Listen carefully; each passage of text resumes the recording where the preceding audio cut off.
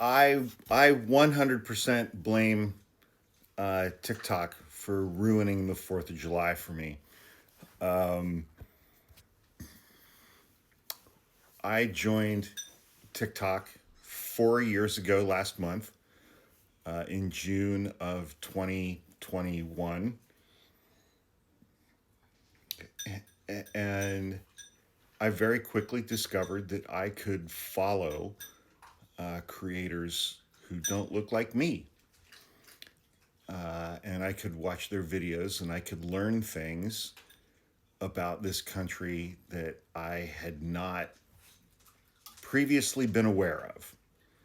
I knew some of the things, but really not all of the things. One example, I follow a lot of black people on this app, a lot of black women. If you want to learn, if you want to learn some shit about this country, follow black women on this app. However, however, if you go follow black women on this app and you look like this, shut the fuck up and just watch and listen and learn. Don't go into their comments, Sharon, and be like, well, your message would be much more effective if you weren't so angry. Uh, don't go do the tone policing thing. Okay? Just don't. I learned in my K through 12 public education in rural Ohio that we had something called slavery in our past. What I did not learn is that we had slavery for 250 years. I learned nothing about Reconstruction. I learned very, very, very, very little about the Jim Crow laws that came after Reconstruction and persisted for about 100 years. I did not learn that black men and black women only got the statutorily, constitutionally guaranteed right to vote until 1965, 60 years ago from today. I did not learn, which I did after joining TikTok and following a huge number of First Nations, Native American creators on this app. I did not learn in my K through 12 education that literally every single thing that was taught to me about Christopher Columbus was complete bullshit.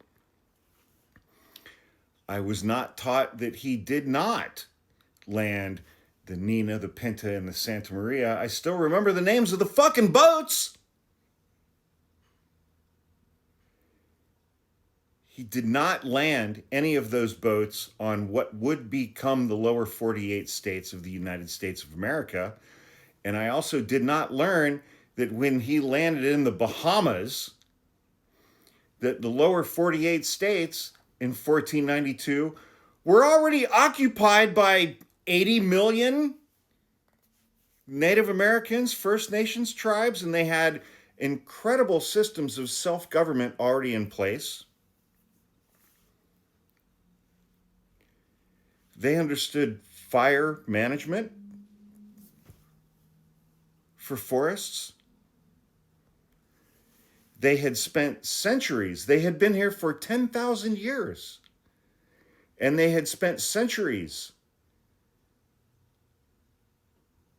constructing trails between different areas in the United States, and all along those trails, they had planted plants which produced edible fruits, nuts, berries, those kinds of things, so that when you followed those trails, you never ran out of food for 10,000 100,000 years.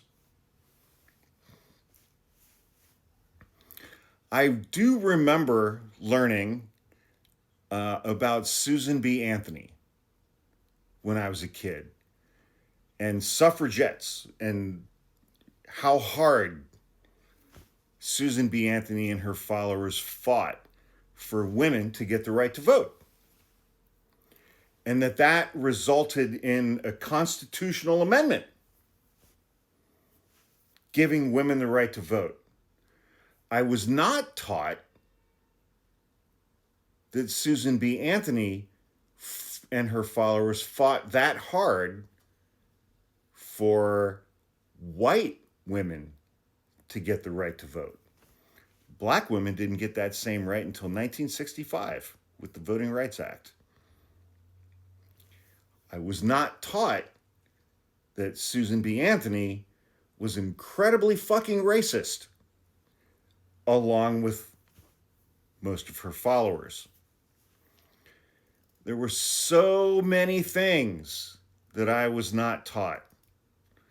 I was not taught that those 80 million First Nations Native Americans who lived in the lower 48 states in 1492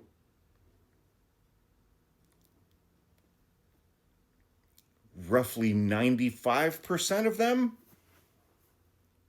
died or were killed because of things and or people that were brought over from Europe.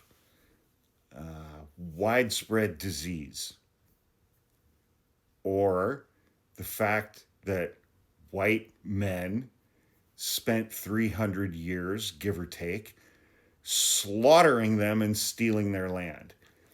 I was not taught what really happened on the first Thanksgiving. I learned that from TikTok.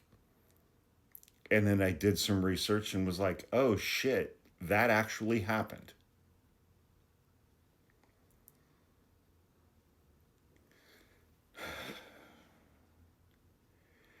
And granted, I was in K through 12, my K through 12 school years. I was born in 1968, so I was in the first grade in 1976. 1974, because I graduated from high school in 1986.